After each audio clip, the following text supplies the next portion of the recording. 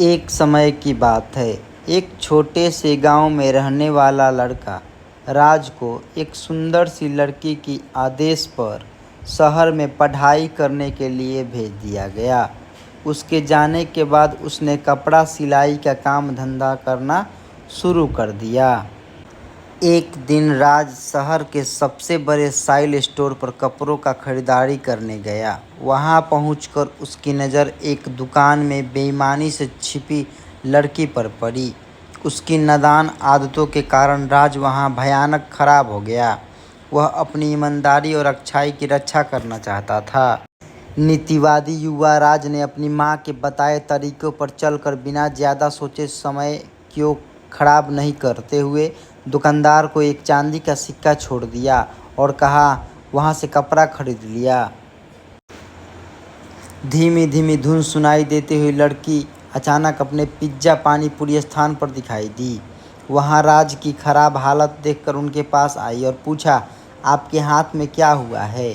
क्या मैं कुछ मदद कर सकती हूँ?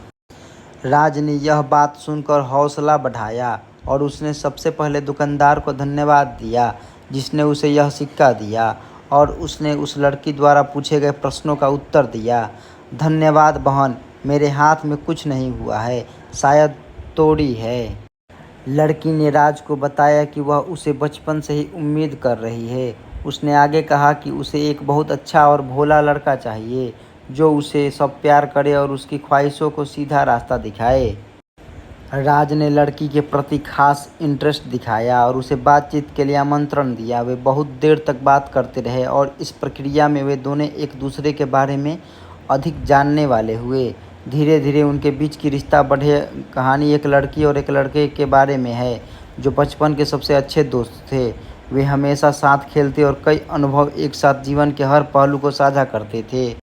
जब वे बड़े हो गए तो उनकी दोस्ती भी और गहरी हो गई। वह एक दूसरे के साथ मनोरंजन करने, साथ पढ़ाई करने और सप्ताहांत में मार्गदर्शन करने लगे। एक दिन लड़के ने अपनी दोस्ती के कुछ अलग महसूस किया। वह हमेशा लड़की की तरफ देखने और उसके साथ हंसने खेलने के लिए तत्पर रहने लगा।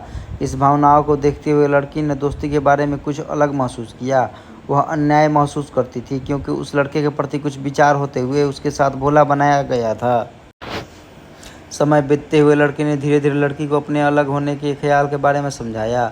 वह कहने लगा कि वह उसे खोने का डर दिखा रहा है और उसे ये भी दिखा रहा है कि उसके बिना वह जीने योग्य नहीं है। सुनकर लड़की बहुत खुश हुई और समझ गई कि उसे भी लड़के के प्रति उसी तरह की भावनाएं हो रही है। इसके बाद लड़के और लड़की ने अपने भावों को सामने लाकर एक दूसरे को बताया और उसे अपने असली प्यार का आदान प्रदान करने के लिए राजी कर दिया। बाद में उन्होंने अपने परिवार को भी अपनी असली प्यार के बारे में बताया और वह विवाह करने के लिए इच्छुक थे।